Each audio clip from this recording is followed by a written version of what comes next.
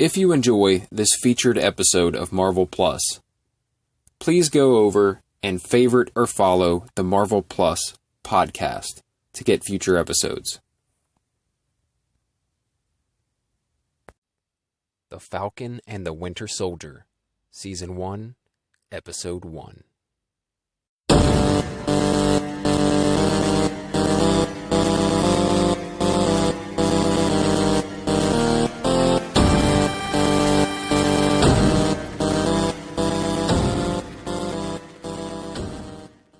Welcome to Marvel Plus, the podcast devoted solely to the Disney Plus Marvel series. My name is Brett Scott. I am your host, and this is the show. And we're back. We're back, ladies and gentlemen.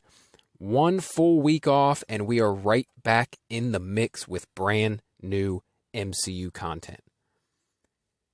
Towards the end of WandaVision, I was looking forward to a week off, but I'm going to be honest.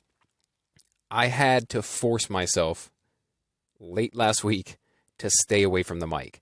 I wanted so badly to come on here and theorize and speculate about, just fanboy out in anticipation of the Falcon and the Winter Soldier.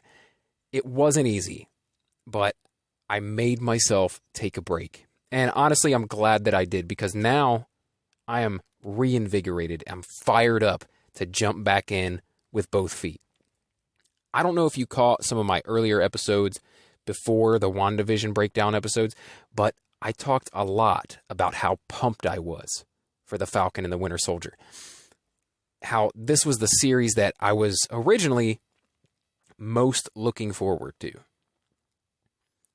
And I've spoken time and time again about my love for the Captain America films and how I believe, they're the absolute best.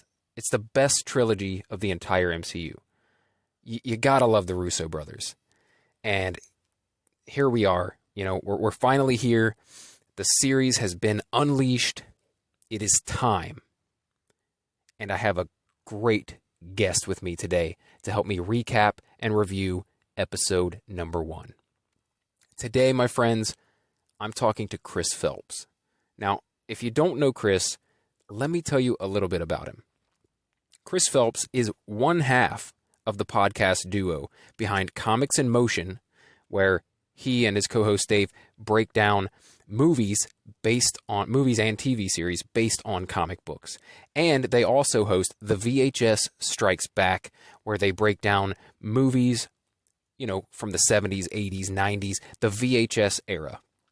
And then together they also have Chris and Dave's Reality Cast, where they talk about reality TV. So he has recently kind of fallen in love with the Captain America trilogy, and so I thought he'd be a great guest for this first episode.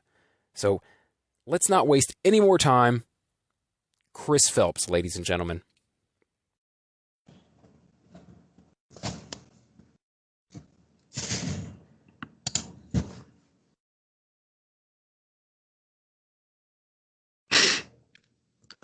All right, Chris, welcome to the show, my friend. Thanks for being on.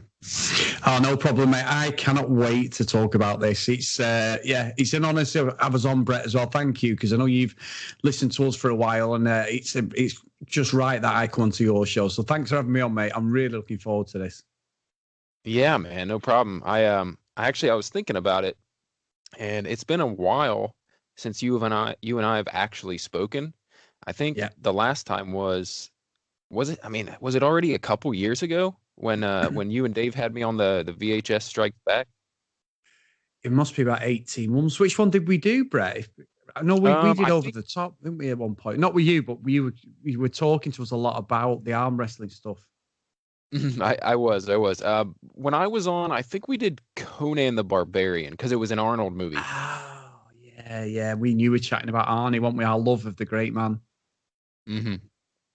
Yeah, so today we're going to be talking about the Falcon and the Winter Soldier, and I know that you kind of have more recently fallen in love with this Captain America series. I've heard you talk about it on the Comics in Motion podcast, how you just didn't really quite fall in love with it at first, but recently, and going back over these comic book these comic book based films, you've kind of realized how good the Captain America trilogy is.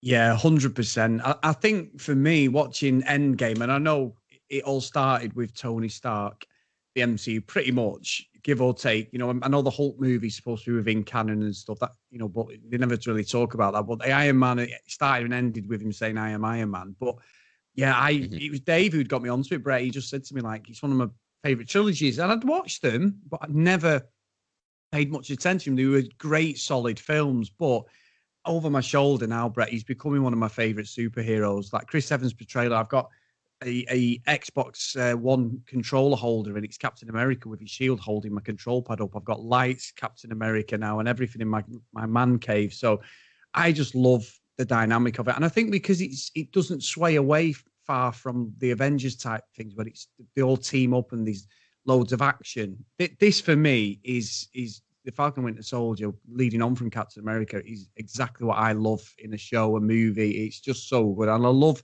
the story arc of Chris Evans. Yeah, this is one of the series that I've most been looking forward to just because I'm such a fan of the trilogy. I've talked about it on my podcast over and over about how I consider it the best trilogy of the entire MCU. Like as a whole, you can't beat it. The other films, they might have a really great one, and then the next one might be kind of a miss. But the Captain America films, I feel like all three of them are just fantastic. And that's the Russo brothers, right? I mean, they just did so well writing and directing those films. Oh, without a doubt, I totally agree. And I think maybe because it's more boots on the ground, the Captain America trilogy, and obviously Yeah. there is superheroes, but it's all like that Daredevil type thing where it's on the ground fighting, more realistic than obviously say Thor. And I love the original Thor. Thor Ragnarok's one of my favorites as well, but totally Mhm. different ends of the MCU, and maybe that's why. And I think we can relate to World War II as well. Hearing that from my grandparents and things like that. It's like obviously I'm in the UK, but there was plenty of stories of my granddad going over to India and fighting over there and just listening to the struggles they had. So I think it's nice you get that little bit of a plot with the Winter Soldier, especially because he in 90 years, he was basically a bad guy. So I think this, and I did like Wonder Brett. I really did. The first two episodes I struggled with. I thought it's too long, this sort of bewitched I Dream a Genie thing. But Yeah. I thought that should have been one episode, and I'll always stand by that. But I do think the rest of the series was fantastic. But this straight away is by far my sort of wheelhouse, and honestly, we're covering it over on the Comics in Motion. We've done a review of it, so I was like, doing 2 episodes of this weekend, and it's made me watch it again before I came on today's show. So there's always a silver lining there, Brett. Yeah. I'm the same as you. I like the more grounded stories as much as I love the fantastic and the space bound stories. These real grounded Earth, human stories appeal to me a little bit more, and I love them. I'm the same way with like I've always been a big X-Men fan, and Yeah. when they venture into space, uh, I'm not such a big fan. But when they're here fighting other villains on Earth, in a world that I'm familiar with, I don't know, you could I know it's silly, but you kind of relate to it more, you know what I mean? Yeah, of course you do. Of course you do. I mean, look, Wolverine's one of my favorites, without a Hmm. doubt. My favorite superhero is Superman. I know that's, for me, he'll always be my favorite. Then you've got Batman, the Hulk, and then probably Wolverine. Them are top 4. Superman ahead of all of them, but then them 4 definitely, and then followed by Spider-Man. So I think you're right. That more grounded feel to it, and you're right. It just appeals to you more. It's more relatable. I think if you think too much of it, you'd be like, no, these characters are ridiculous the way they've got the powers. However, it's also thinking, the gamma rays turn Bruce Banner into the Hulk. That could happen to somebody in real life. I think I grew up Right. thinking that sort of thing could happen.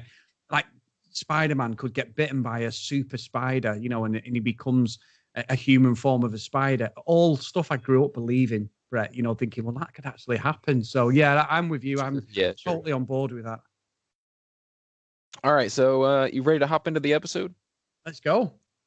Okay, so what I'm gonna do here is just kind of go through a fairly long synopsis, but feel free to jump in anytime.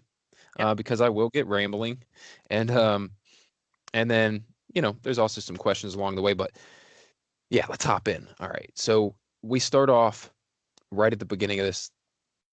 Sam is ironing clothes, right? He's preparing to go somewhere. He puts the Captain America shield into a bag, and we get that um, kind of voiceover. He's remembering the conversation with Old Man Cap from Endgame, right? And Captain America says, "How's it feel?" Sam says, "Like it's someone else's." And Cap says, "Well, it isn't." You know. So, what'd you make of that? The immediate callback to Endgame. I think it. I love all that. I love them little Easter eggs. The fact that they're carrying on the continuity of that. And Chris Evans will always be my Captain America, without a doubt. Mhm. I like the fact Yeah. that at the end of Endgame, when he gets past Shield by Old Man Cap and he's sat there talking, he doesn't feel worthy then. And 6 months, Yeah. this is supposed to be 6 months later. He still feels Right. exactly the same. It feels like it's a noose around his neck, like you say, he's not worthy. He is not worthy, and that's why he's giving it up. And I think you're right. The fact that he's ironing his clothes, he's doing some human stuff, Sam, and then he does this like sort of speech and talking to people. It's really good. It's really nice. It sets the tone for the series, and I think Anthony Mackie is a great actor anyway. So I think with him and Sebastian Stan leading this, it starts really strong, I think. Yeah, I definitely think so. I like how immediately it kind of feels like one of the Captain America movies, right? Because in the very next scene we get after he's ironing these clothes, it jumps right to Sam is being briefed in a jet, right? Yeah. On his way to a mission, right? He's supposed to engage this group called the LAF. They're targeting this U.S. military liaison, and Sam's job is to intercept the LAF before they can hijack this plane. And yeah, it feels just like the Cap trilogy. Like it feels like we're in the same world, and they even do some callbacks where Captain America: The Winter Soldier started in the same way. It's like uh, Cap being briefed on a plane, and then he nonchalantly kind of jumps out of the plane, right? Yeah. Very same. It's like the same beginning, and I just loved it. I love that they're paying so much homage to what it comes from, and I feel like it's a way of easing us into this new Captain America, Yeah, I agree with that, and I think what's interesting is GSP is the bad guy, George St. Pierre, who was Yeah. probably the greatest welterweight champion ever in the UFC, and he was in Winter Soldier as well. He was called Jorge Balrek or something in this, but same character from fought Captain America. He's got sort of superhuman martial artist, a brilliant set piece, and then obviously we get the fight on the planes and stuff, which is great, Brett. Like he opens the door, he sees them there. The pilot's already spotted if there's someone there, and they're terrorizing and sort of torturing somebody. And then we get this whole plane scene and helicopters where he's just hopping between them all while they're chasing him and killing people. It's a brilliant start. And I agree with you. This doesn't skip a beat. It doesn't feel as if you need the world explaining. You know that it's within the Captain America world, and it just carries on that same great fluid martial arts sort of fighting style that's going on. And it's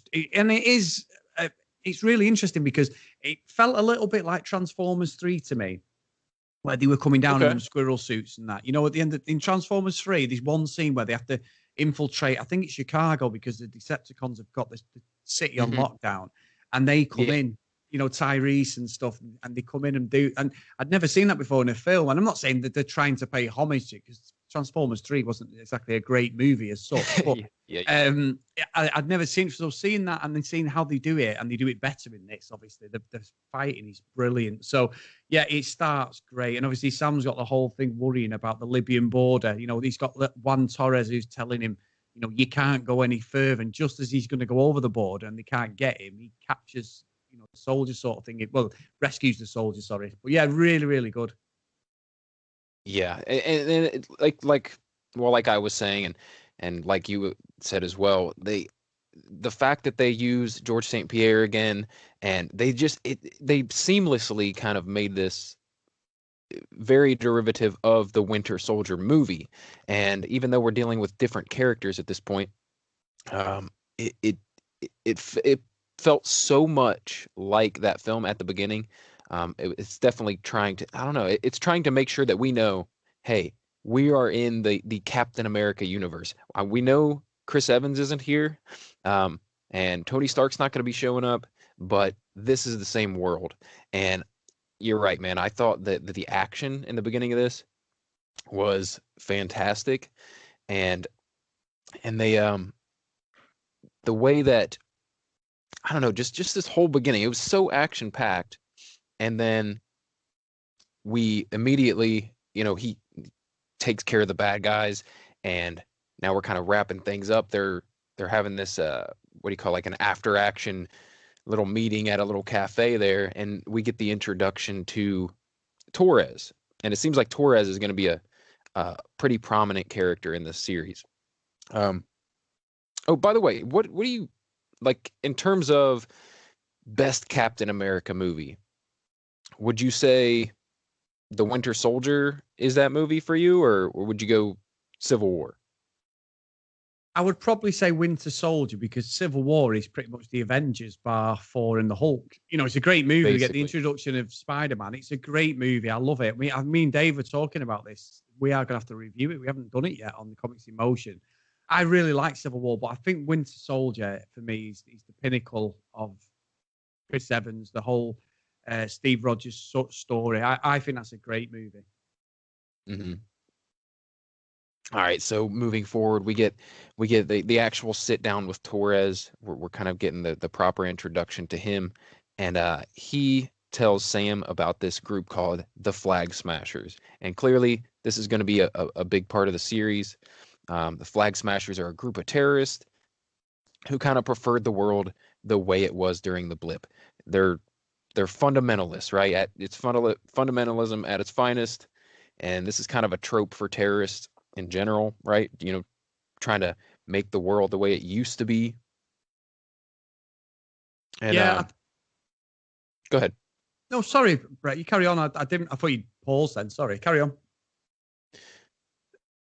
Right, so we get the introduction to the Flag Smashers, and then as soon as they're kind of described, then we're back in Washington, right?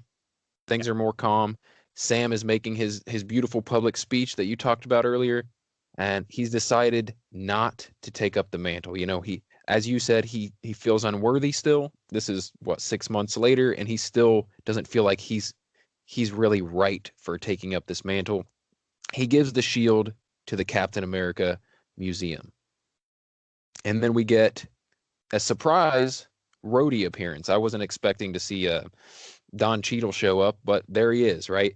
And him and Sam have this little heart to heart, and he kind of asks Sam, they put it right out there, why isn't he taking up the mantle? And he goes back to that conversation he had with Captain America where he said it doesn't feel like it's his, it feels like it belongs to someone else. So still feeling really unworthy. And I feel like this whole conversation here is it's kind of one of those meta things. It's kind of like referring to itself, referring to the audience. And I kind of feel like it's a little commentary, right? To the audience watching this show.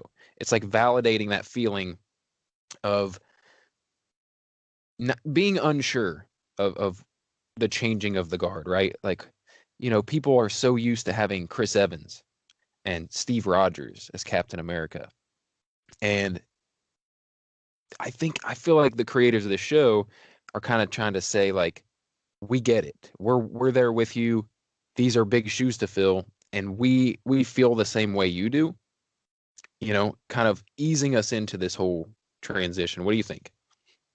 No, I think you're right because they're going to have to sell it to everybody over so many films, aren't they? I don't think necessarily we might do at the end of this, but I don't necessarily think by the end of this 6-part run that it's going to be, he will be convinced that he's Captain America. I think that's going to grow organically over some of the movies down the line when, he comes into it, the Falcon, and he is Captain America. I think that's just going to keep growing. And that'll be better for him as a character, for Anthony Mackie as well, because he's going to be at the forefront of the next phase of the MCU. And that's what I'm really excited about, how they're going to do this. I really am. And I think you're right. The stuff with Don Cheadle, I wasn't expecting Brody to be in it at all. Obviously, we know Tony's not alive at this point. He died at the end of Endgame. Rhodey was his friend, but he still works for the government like Sam does. They're both together. I think what I like about this as well, Brett, is like we actually get some proper flesh on Sam's character, on his personality, his family life. We get some real meat on there about like who he is, where he's from, some of the family politics we get onto later. I think I like that a lot because Sam in Winter Soldier, yeah, he was great. He meets Steve, you get the on the left thing and all that, and which is brilliant. But he's always like Steve's right hand man in it, or left hand man, as you say, on the left. But this is really, really good for him and his character for the audience to understand who he is. He isn't just a superhero, but sort of backup to the main players. Now that Captain America and Iron Man are out of the game, 2 or 3 more have got to step into their shoes because they were like the forefront of like fighting Thanos and everything. Yeah, you're right. As much as he's been in the films, I mean, we've seen Falcon in a ton of films already, but we don't really know who he is. Like, you're right. We've just seen that surface level version of him, right? He's just Captain America's friend. He's just a military veteran, but we had never met his family. We had never found out much about his personality other than, he likes to drop quips and make jokes, crack jokes. But yeah, nothing too deep, but I feel like right away this series is doing that. Like, we're getting to know him as a main character. So yeah, I agree 100%. Yeah. So moving on, now we're catching up with Winter Soldier finally, right? Bucky Barnes is now in regular therapy. He's attempting to make amends for his past the best he can, seeking out people whose lives he's affected and trying to right some wrongs, right? What did you think about that? What do you think about this little therapy session? Well, it was interesting, wasn't it? Because the way we get introduced to the Winter Soldier is he's got the long hair from the Captain America Winter Soldier. He's the same guy. He actually would have been quite all right these days, Brett, because he's got the full face mask on and everything. In the COVID times, he could have got away with some of the things he did. But yeah, he has an assault on a hotel, takes out a load of these different people. And then we see it alludes to that he kills this young Asian lad. And then he wakes up, he sees out, and then he's in the therapy. And the therapist is pretty good because she just questions him straight away. Have you had another nightmare? And he's like, no. She went, don't lie. And she gives him, and she's obviously an ex-soldier. And that dialogue with the psychiatrist and therapist is brilliant. Like, you get a bit of Sebastian Stan, he gets a bit of humor in there as well. He's cracking a couple of jokes, even though it's serious. And we find out that he's got a list and he's trying to make amends into and sort of he has a like 3-stage program that he's got to try and follow, or 3 rules he's got to follow. And he's not really allowed to hurt anyone. And I'd like the way it introduces him because it's difficult, I think, in a lot of these movies, Brett, he's done some really bad things, and it's very rare that someone who's done bad things. I know we haven't seen a lot of him because it's a lot off camera a lot, and it was mainly in Winter Soldier, but he's had 90 years of just being horrible to people and killing people, being an assassin. And it's a bit like what happened with Ben Solo in Rise of Skywalker. Everyone wanted that redemption for him, but he gets it, spoilers, and then he gets taken out the game straight away because you can't really, he's killed that many people in the years in the galaxy that it's going to be hard to say, you know what, we'll just forget about that. So there's always going to be a story arc with him. So I'm interested how they build on Bucky Barnes and how they justify the stuff he's done, even if he is making amends. So I think that sways for me that he probably won't be Captain America, but I like him as a character. I like Sebastian Stan as an actor as well. He's great. Yeah, I'm loving the therapy. I think that it's cool that he has these rules he's supposed to follow, right? He number 1, he can't do anything illegal. Number 2, he's not allowed to hurt anyone. And number 3, he has this little speech he has to say, right? He has to say, I'm no longer the Winter Soldier. My name is Bucky Barnes, and you are part of my effort to make amends. Like, I don't know. It just feels very 12-step program. I found it pretty funny. Yeah. I agree. And right away, we see that he's not quite, he's not necessarily breaking the rules, but he's definitely bending them, right? He's having a little bit of fun with this thing. Yeah, he is, and he captures that woman. Done. He goes to the flashback where he's basically some woman who abused the power. He's set up with the police and everything, and or the FBI, and they've caught her and that. So yeah, we that's where we get the humor again, and then obviously we get from the psychiatrist thing. We meet Yuri, don't we?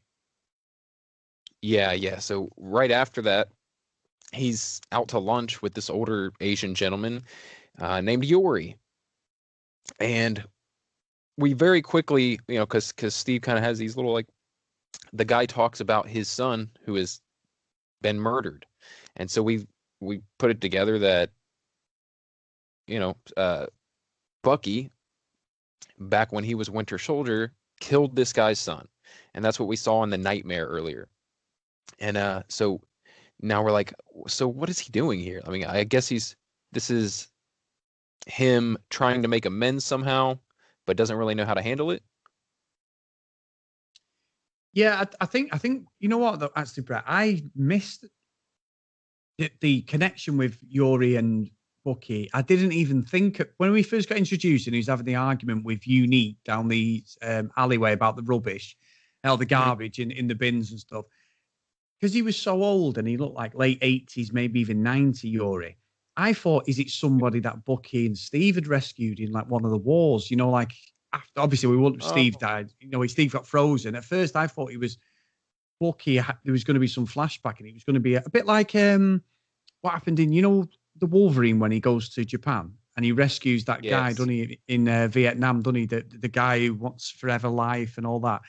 And he rescues the young soldier and they become friends and he grows past him. And that's what I thought he was at first. And it was only when he went on the date, Bucky, because Yuri sets him up, and then he came to his apartment. I'd missed that. I was like, oh, hang on a minute. That's who it is. So it took me a while, to be fair, to cotton on, because I kept thinking this was a young kid he'd rescued years ago.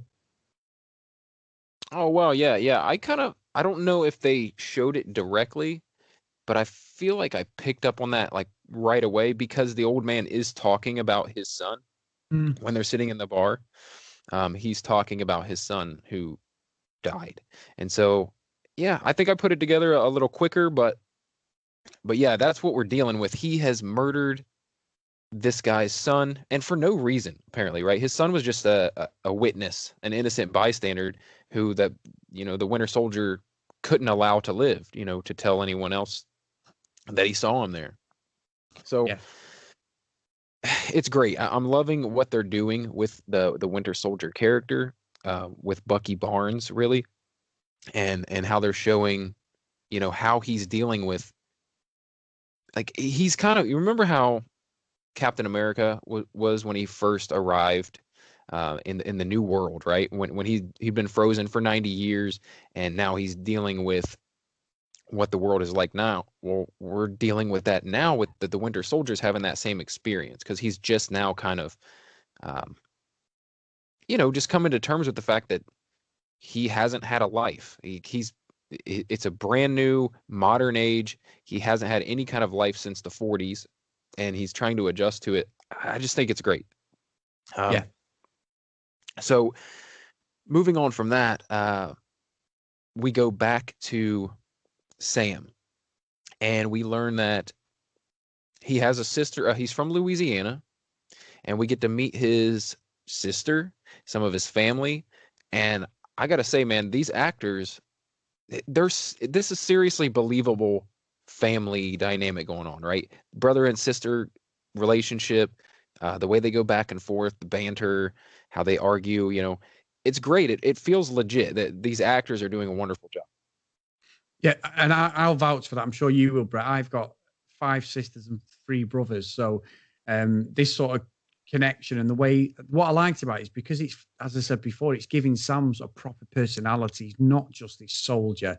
He is a normal guy. And when he's at the fishing bay and he's talking to his sister and she's sort of running this whole fishing trawler business that mum and dad did, he's like, this is half my stuff. And she's like, well, no, we're going to sell it. And he's like, no, we're going to make a success. And you're right, the acting is brilliant because it's convincing, because these are realistic stories that you would have for your family when someone passes away. This is the sort of thing that happens, doesn't it? Because if they've got a few kids, everything gets split. And whatever decide, attorney power and all that stuff. So I found this probably one of the best bits of the episode, because it gives some proper understanding of Sam, his family, and the dynamics. You met his nephews. He mentions that earlier, that his nephews were babies before he disappeared for 5 years. Now they're young men.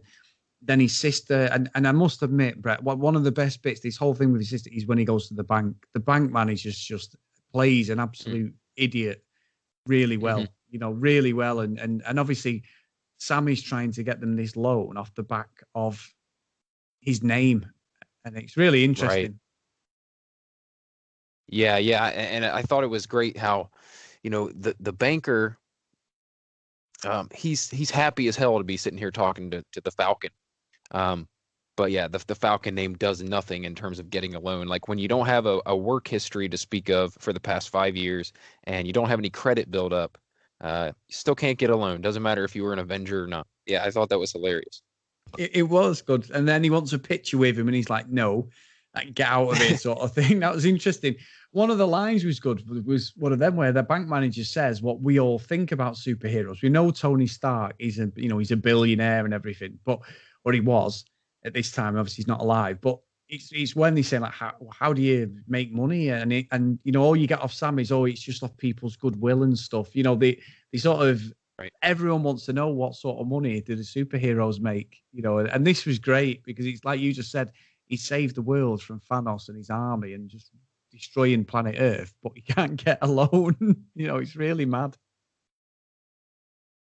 Yeah, I thought that was great, and it kind of alludes to the fact too that we're in a different world now too, because clearly the Avengers were kind of funded by Tony Stark as well, and now without Tony, now without the rest of the Avengers, we're kind of left with, like, well, how do we do this? How do we make a living? Like, we're dealing with real life problems in this series. Like, and as you and I talked about earlier, it's like, the stories are very grounded. Even though they're superheroes, they deal with real life struggles, just like you and I do. And it makes it makes the story feel more real.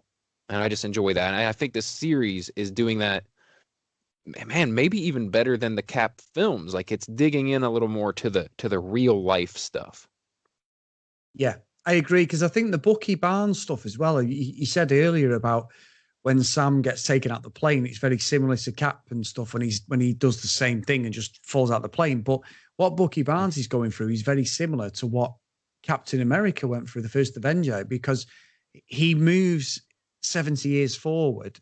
And you get that whole scene where he's walking in Times Square, don't you? That's like, there's the whole coming forward and how he moves with the times. Do you know what I mean? Like, he's got to move 70 years forward, and all he wants to do is go back. And I think that's where Bucky is slightly. There's very good parallels.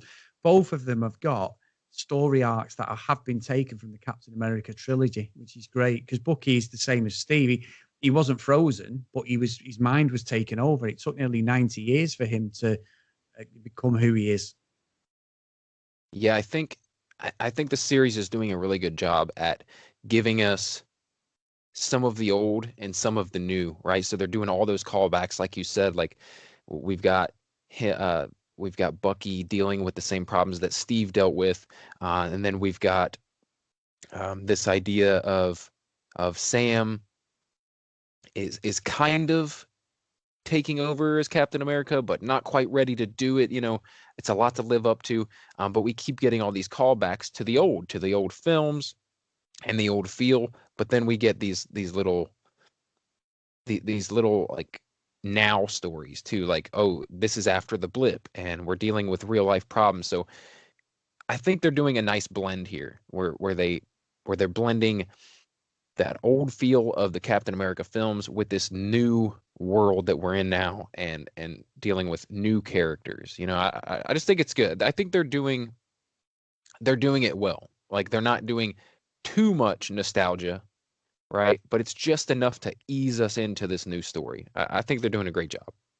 Yeah, I do as well. I do. And I know we were talking between some of the Comics in Motion guys. This was supposed to be the first thing release, wasn't it? Not WandaVision, but they changed it around slightly. So that's interesting.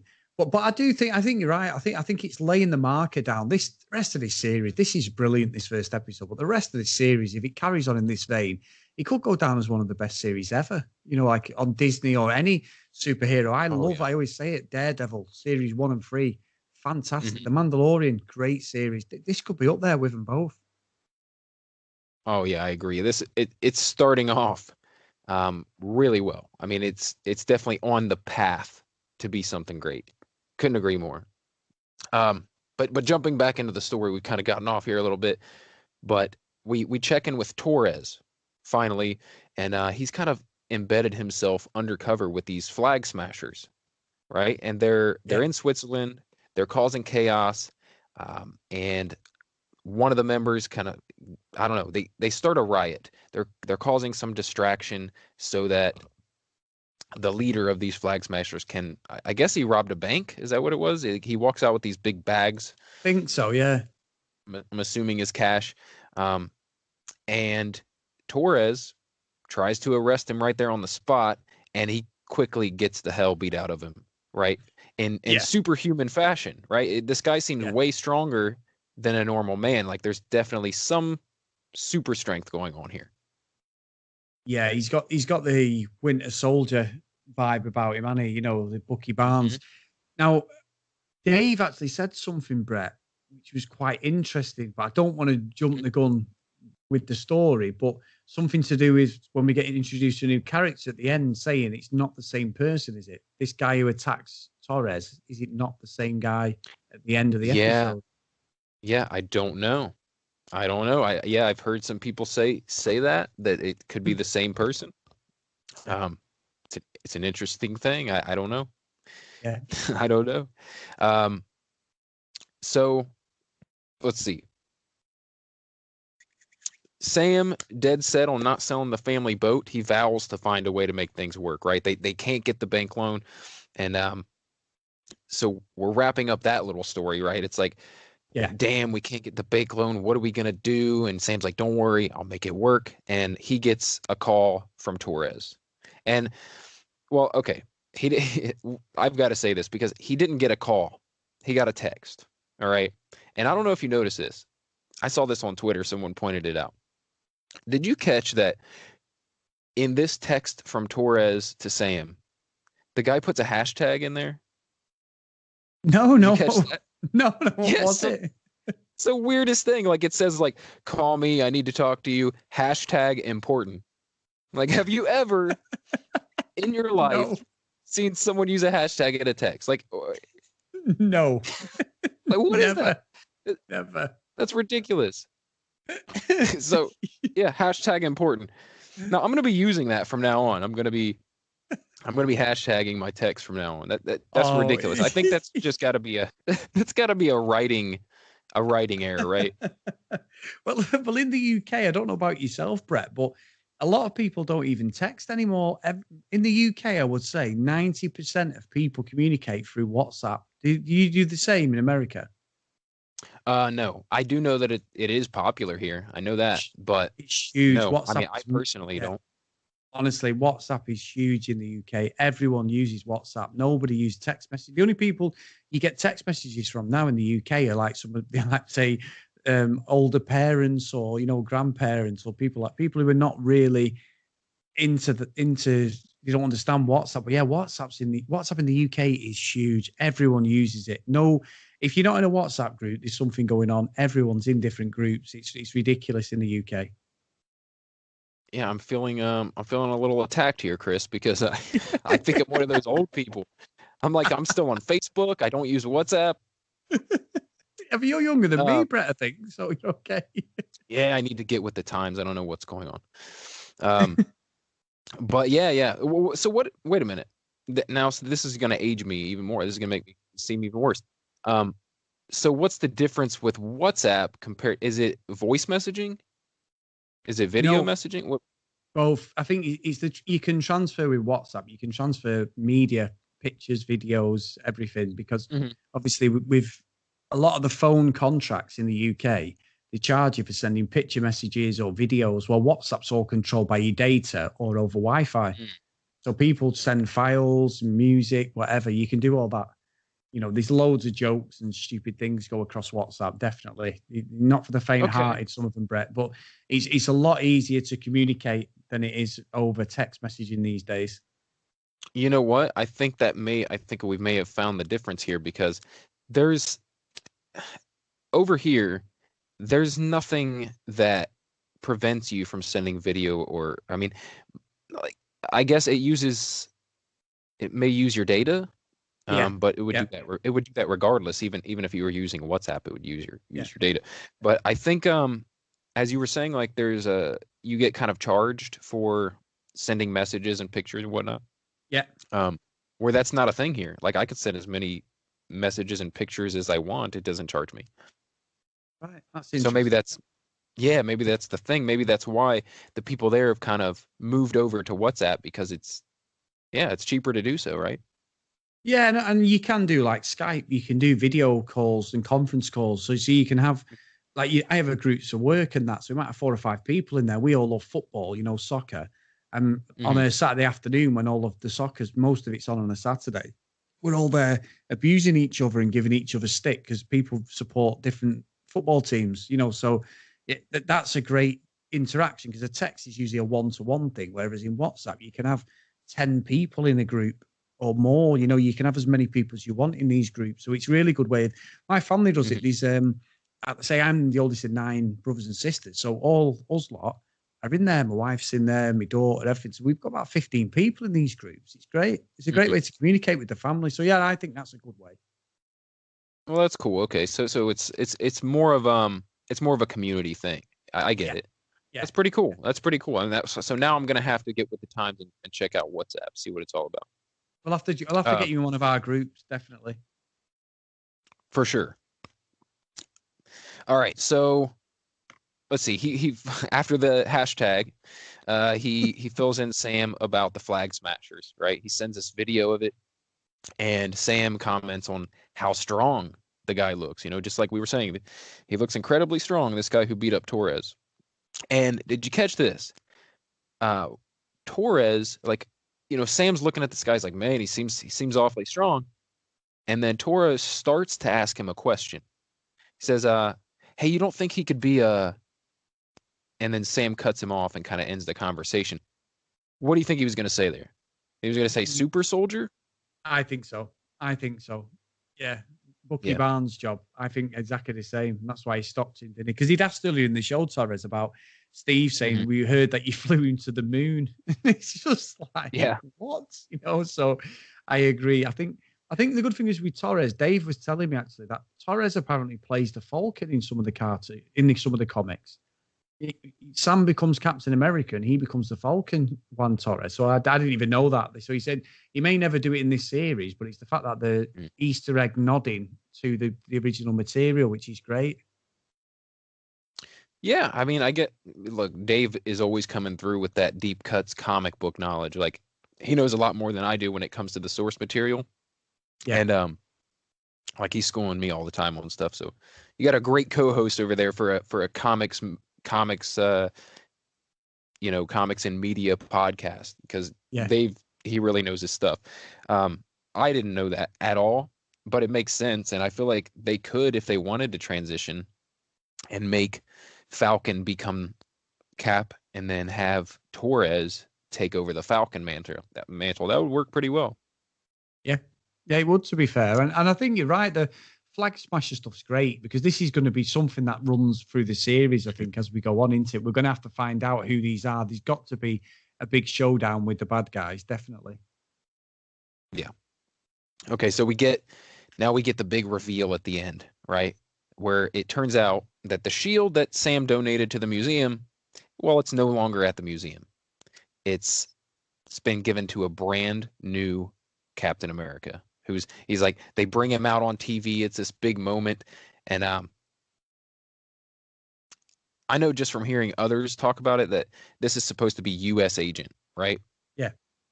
Now, and I don't know, as you were asking earlier, I don't know, is this the same guy that is leading the Flag Smashers? Is it the same man? I don't know. It seems like they want us to believe it's not because they're a world away from each other, right? We just saw the Flag Smasher, the head of the Flag Smashers, causing problems in Switzerland. And then immediately Yeah. right after, we're seeing this guy being revealed, I guess probably in Washington, D.C. So they're at least wanting us to believe it's not the same person, but who knows? It could definitely be the same person. Now, I assume that this is U.S. agent. I don't know if they're the same guy, but one thing I do know, and tell me if you agree, this guy, when they bring him out in the Captain America costume, does he not have the most punchable face you've ever seen? Yes. He's a he goober. yeah, he is. But when he comes out, it's like when you've ordered something off Amazon and when it actually arrives, the picture's nothing like it. Because I kept looking at his jawline and his face thinking, I know that guy. And he was Mhm. in Goon, the second Goon one with Sean, it's called Sean Patrick Scott, is it? Stifler of Mhm. American Yeah. Pie. And he's Yeah. Wyatt Russell, isn't it? It's Kurt Russell's son and Goldie Hawn's son. That's who's playing him. It's John Walker's the character he's playing. He's super, like you say, super patriot, US agent. What a completely different guy. Chris Evans just got that model looks, and then they pick this guy who you just want to hit with a baseball bat. It's a very strange casting, but I think Yeah. on purpose as well. A really, really good casting. I think he's going to be horrible. Yeah. And I think, like I said, I think he's going to do probably a great job. I mean, I don't know much of his previous acting or anything like that, but they're not going to pick someone who's lousy. I'm sure this guy's going to make a great antagonist. I mean, we're assuming he's probably an antagonist. I know that in the source material, he's a little bit of both. Sometimes he's kind of a good guy, and sometimes he's not so good. But man, he just looks really off in that Captain America costume. Like his face doesn't fit it at all. It looks you know what it looks like? I think you said it's like when you order something on Amazon and it comes in a very different look. Um, I would say it's kind of like, you know how you have mainstream brand action figures, Yeah. but then sometimes you go to a dollar store Yeah. and they have Yes. action figures as well, but they're kind of like they have like that soft face and it's not really quite the same thing. Like that's him, Yeah. right? This is not my Captain America. It's very good, that Brex. It's like you'd see an Incredible Hulk figure in these dollar pound shops, and he's Mhm. called something like the Incredible Bulk or something. He's just Yeah, like yeah. proper cheap fake. It actually looks. I think Dave summed this up quite well when we did ours. Dave said it actually looks like it's, say, one of us going to a fancy dress party as Captain America. It doesn't fit him. The mask doesn't fit him. It just looks like we're going. I'm Captain America, and I've hired this from a fancy dress store. It's going to be interesting how they play that out and what sort of powers or strengths he's got. I know he's supposed to be some super soldier, but I think he literally plays it all down the line from reading the bios on the character and stuff. So I'm with you. Is he going to be a goodie? Is he going to be a baddie? I think he very much plays the sort of bad guy role, but within the good guy's side, if that makes sense. He'll literally follow every single rule. So it's going to be good how they do it and how, as the series progresses, is he then going to swap over? Is he going to be a bad guy? Yeah, you know what kind of vibes I got from this almost immediately when they brought him out. Um, Homelander. Yes. Yes. You think One of the so? Like, best. you think, Yeah. yeah. Like, if no one knows what I'm talking about, I'm talking about the series The Boys, which I think is one of the best series in a long time, and kind of a Ever. more, man, it's like The Boys is like if superheroes were real. You know what I mean? Like if superpowers were a real thing, I imagine it would play out much like The Boys. Like people would be wildly corrupt with their powers. And yeah, this U.S. agent, this new Captain America, he kind of reminded me, or made me at least. We don't know yet. All we've seen is his dumb, stupid face. But it it made me immediately think of Homelander from The Boys.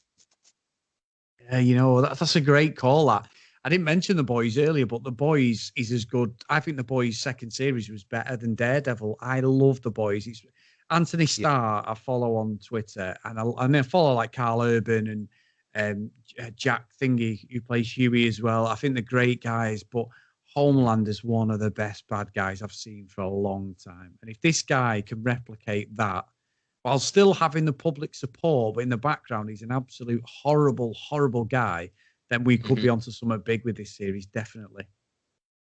Yeah. All right. So as we're starting to wrap up here, I want to say something about how I'm going about this. After watching WandaVision, I've kind of decided not to go too crazy with speculation and theory. You know, I'm kind of Mephisto and nightmared out at this point. Yep.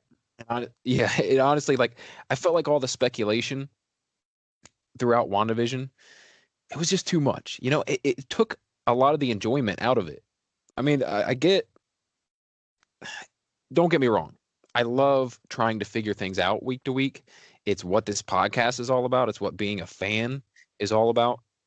But I do kind of feel like that final episode of WandaVision, as good as it was, it would have been even better if I hadn't put so many wild expectations of it, you know, going into it. You know, it's like when none of the fan theories paid off, I felt a little bit let down. I don't feel like it was the series' fault at all, really. I think it was just, I mean, it wasn't perfect. It wasn't a perfect series, but it was really well written. It's a great story, great acting, but I don't know. I feel like it's my own fault. I kind of built up too much and expected all these wild things. I expected a Magneto maybe to show up or Mephisto to be a villain, or, you know, I expected a bit too much, and I let myself down at the end of that series. So I've kind of decided I'm going to try and ignore or dismiss most of those like grandiose theories when it comes to the Falcon and the Winter Soldier and going forward, really. Because when people come at me and say like, oh, this X-Men character is going to show up in Falcon and the Winter Soldier, like, I kind of got to ignore that for my own sanity. Like, what do you think? Did you run into that at all with WandaVision? I'll tell you why I'm quite lucky, to be honest. Similar, but also I don't read comics, do I? I'm not a comic book reader. I haven't read them for years. I'll read them when we're going to do a review, and I enjoy them. But if I have spare time, like Dave he'll play a bit of the PlayStation and stuff, but he'll read a lot of graphic novels, comics. I don't. I've got a few in my house and a few that I've enjoyed going through and everything. But my other hobby, more than anything, is computer games, video games. So I am like I've got the PS5, I've got the Xbox Series X. That is my wheelhouse. Like, I literally game all the time. When I've got half an hour to an hour, I will be gaming. So I have not got the baggage that everyone else has got. So when everyone was saying like Mephisto, like you just said, and all this, all I'm looking for is a Luke Skywalker cameo, like, a bit of a, I don't know. They were all saying it was going to be Magneto, Ian McKellen. It was going to be Michael Fassbender, people like that. Right. Great. We speculated on it. I was like, oh, great. But I don't know anything about any of the comic book stuff. So for me, I'm just like you. I just take it episode by episode. I did get caught up a little bit in Wanda because I did feel a little bit shortchanged at the start. But then as it went on, I really enjoyed it. I do think the last episode, and I know COVID played a big part in it, the last episode was great, but I don't necessarily think it's finished the story as such. I know they finished it, but I never felt complete, even though I enjoyed the series. So with this, I don't know. I'm not expecting any cameos. I'm not expecting what they're going to do. We may see something. Because in Wanda, they did introduce after the second episode. We literally got mid-credits scenes. We didn't in this one, but we may do it after the first episode. I don't know. I'm presuming the last episode, there's going to be some sort of mid-credit spoiler reveal or something. So we'll see. But I'm with you. I'm tempering my sort of expectation, because at the end of the day, you're not going to get a Luke Skywalker like we did at Mandalorian. Not at all. Whether you like that or not, it was still really good the way they did that. Yeah.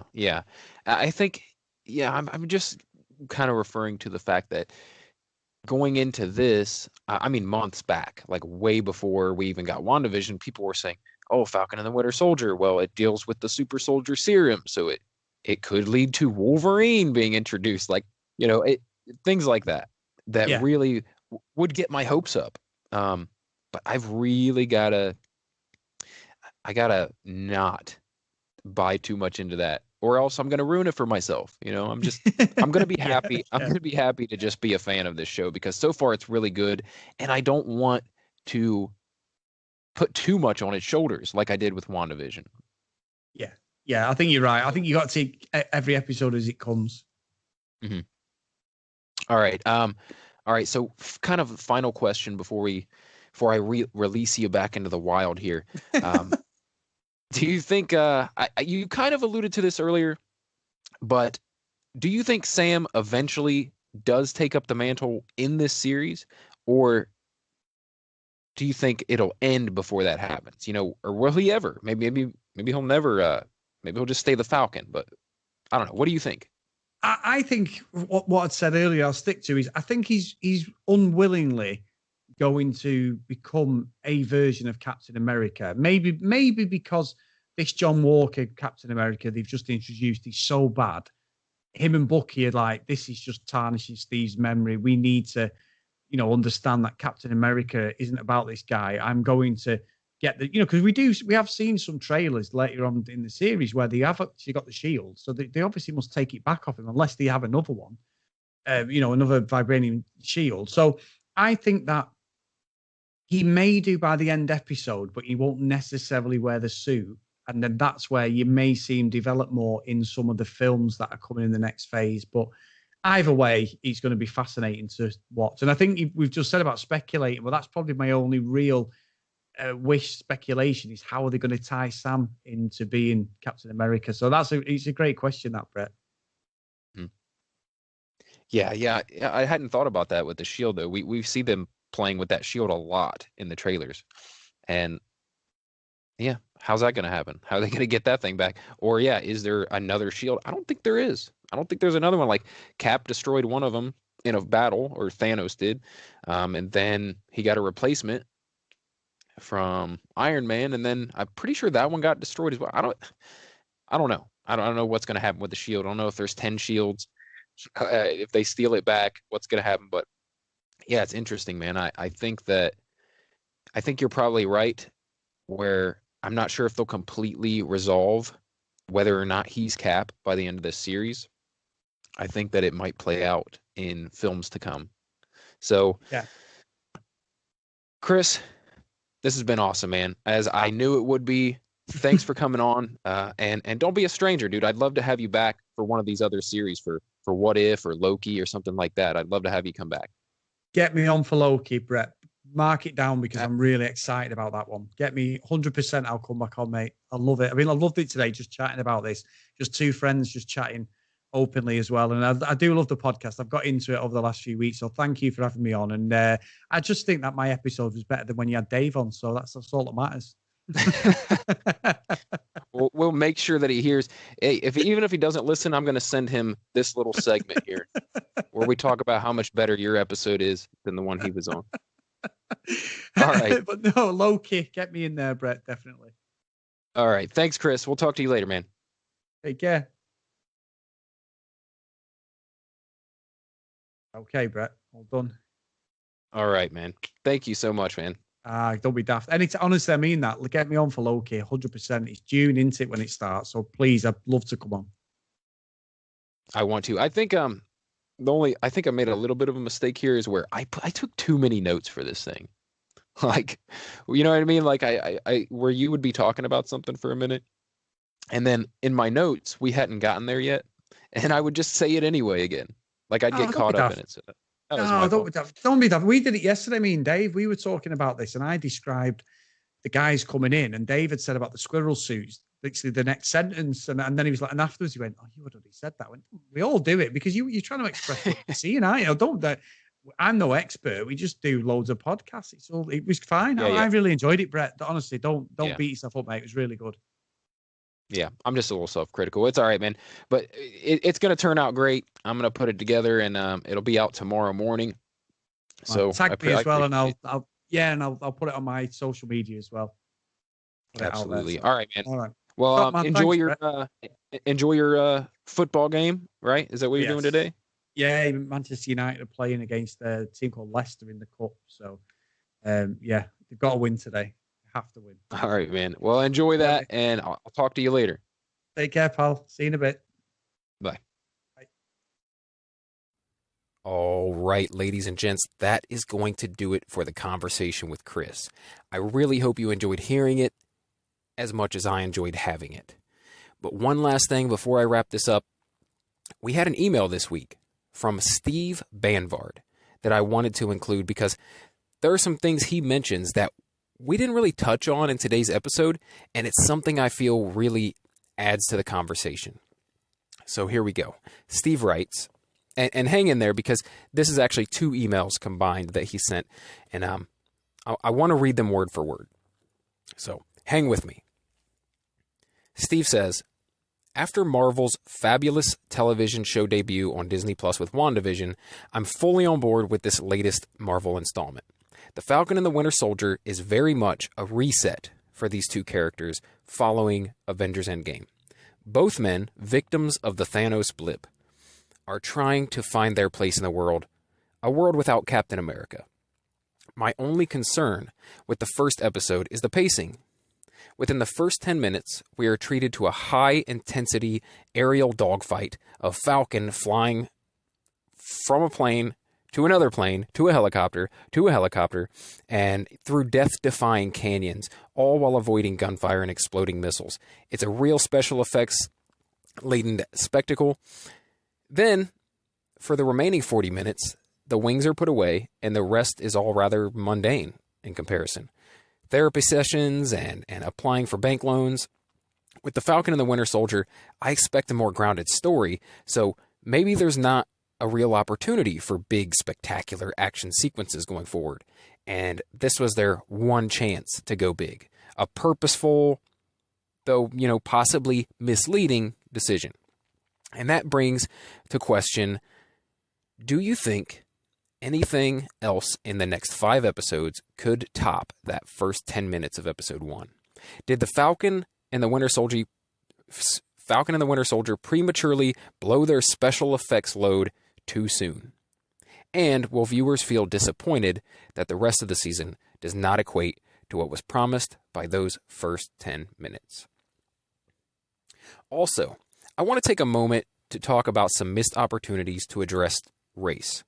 As the previous Marvel properties featuring titular black protagonists, neither the 2 seasons of Marvel's Luke Cage series on Netflix nor the Black Panther movie were shy to acknowledge black culture and certain racial inequities found across America, whether it be East Coast Harlem or West Coast Oakland.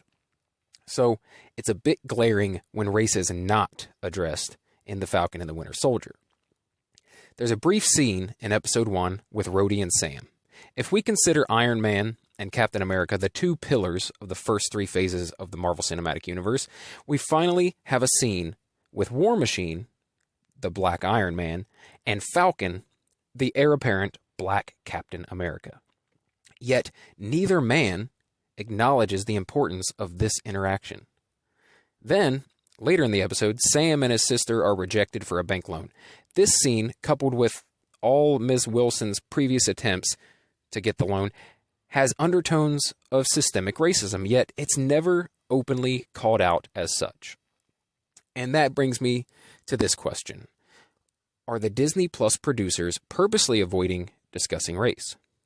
And going forward, will race be addressed or further ignored, as surely Falcon and John Walker, U.S. agent, will come to a head? All right. Whew. All right. A lot to address here. First off, and probably the easiest to answer, did this series blow its whole load in the first 10 minutes? And will the rest of the series have equal or greater action throughout? I absolutely think there is no way this is the biggest and best action that we will see in this Disney and Marvel Studios. Like, there's no way that that's it. Disney and Marvel have a seemingly endless bucket of money to throw at everything, and I think we're going to see plenty more throughout. Also, a lot of location shooting, which also costs quite a bit. And I think that Disney, they just want to tell a great story, cost be damned. I mean, they're money smart. Don't get me wrong. No business can survive if you're not thinking about how much things cost. But I think they're going to make their money back and more, with the content they produce, as evidenced by the fact that 3 of the top 10 grossing films of all time are Marvel Studios films, and six of those top 10 films of all time are Disney films. So, yeah, I think, I definitely think we're going to see more action. I definitely think we're going to see more special effects in this thing. All right, now, on to the question that I think requires a little more thought and a little more nuance. And I wrote this down, so, bear with me if it sounds like I'm just reading off a teleprompter, but I didn't want to miss anything. So the question was, are the Disney Plus producers purposely avoiding race, and what are we going to see from that going forward? I don't think so. Disney and Marvel do not seem to shy away from these things in general. You mentioned Black Panther and Luke Cage as a perfect example. I think they're just doing it more subtly, at least so far in this series. Do they have to address it directly every single time a person of color is on screen? I don't think so. I feel like they've discussed race in a very serious way in this cinematic universe, and I think they'll continue to do so. But ultimately, their job is to tell us a story, a superhero story at that. The story gets top billing, as it should. And also, you have to remember, this world is not the same world we saw in Black Panther or Luke Cage. The human beings in this, or even our world, the human beings in this series are dealing with a much different set of circumstances. Maybe if something like the Thanos snap happened in real life, race would become less of an issue in society. When something that gigantic and traumatic happens, it tends to bring people together. And you can imagine that the human race might, maybe, just maybe, put aside such petty differences as race and ethnicity in a post-Thanos snap world. So, that's another possibility. Maybe this world is faced with different kinds of problems now, after the blip, that we've never even considered. And, the ridiculous problem that we have in our world now, in our real world, like, judging people on the color of their skin, maybe it's a thing of the past in this world. I mean, I doubt it. I doubt it. I think they're going to continue to address all kinds of inequities, right? I think that they will continue to do this. As someone in the forefront of cinema, I feel like they probably even feel obligated to. So I don't see them shying away from it. But I don't know. It's something to ponder, I guess. Maybe the world is different than what we think of it as. But I do feel like they addressed it subtly in the ways that you said, through Sam and his sister not being able to get a loan. I mean, I think that pretty clearly at least points to the idea of systemic racism, if not directly. And I think that Disney and Marvel know that their audience is a smart one and will pick up on these subtleties. I'm not sure race and prejudice and injustice has to be called out by name at every opportunity. And I think that, don't get me wrong, I think it has its place for sure. But I also think weaving it into the story subtly works well, really well, when your main goal is to tell this superhero story. I don't know. I honestly, I really liked the way they did it. I liked that it was there, but that you didn't have to pull away from the story to address it. They don't have to stop telling you this story to stop and make a point and then get back to the story. It's clever writing and it's great storytelling. Steve's email was quite impressive to me. I mean, he has a way with words for sure, and he has some great insights. And I think I'm going to reach out to Steve and see if he wants to come on as a guest host, because he clearly loves the MCU, and he obviously has plenty of fresh insight. So, Yeah, like why not? Let's get him on here. I've talked before about how you don't have to have any special credentials to come on this show. Like just come on and nerd out with me about the MCU. It's a good time. So, if you're interested, reach out and maybe you can come on here too with me. So, Steve, that's an open invitation, my friend. I hope that you will come on in a future episode. All right. Thank you, Steve, for the email. I really appreciate it, and it was a great addition to the conversation. And if anyone else has anything at all to add to the conversation, questions, comments, concerns, complaints, maybe you have complaints about the podcast, please get in touch. You can email the show at marvelpluspodcast@gmail.com, or you can hit me up on Twitter or Instagram at RealBrettScott. If you enjoyed today's episode and haven't already, please favorite or follow the podcast so you can get the new episodes every Monday when they first release. As always, if you want to help the show grow and reach a larger audience, the best thing you can do is tell a friend. Share the episodes on social media. Also, if you want to drop a 5-star review over on iTunes or Apple Podcasts, that goes a long way as well. We've got a few reviews over there so far, and I really appreciate the people, who took the time to rate the show. So hopefully we can get some more going. I know that there are a million Marvel podcasts out there, so I really appreciate you checking this one out and giving it a go. And hopefully you'll stick around for more. Once again, my name is Brett Scott, and this has been Marvel Plus.